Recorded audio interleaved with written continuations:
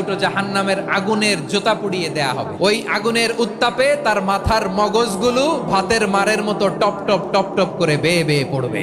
জাহান্নামের অবস্থা এত ভয়ঙ্কর হবে, জাহান্নামের ভেতরে লক্ষ লক্ষ কোটি কোটি কাফির মুশরিককে দেওয়ার পরেও জাহান্নাম বলবে আরো আছে নাকি, আরো দাও, আমার ক্ষুধা নিবারণ হয় নাই। জাহান্নাম এত উত্তপ্ত হবে, জ্বলন্ত হবে, ভয়ঙ্কর হবে, জাহান্নামের এক অংশ আরেক অংশকে খেয়ে ফেলবে। আল্লাহু আকবার।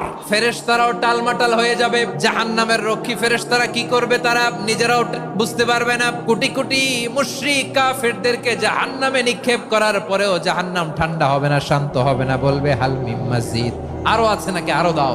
তখন আল্লাহ তাআলার কুদরতি পা জাহান্নামের ভেতরে ঢুকিয়ে দিবেন।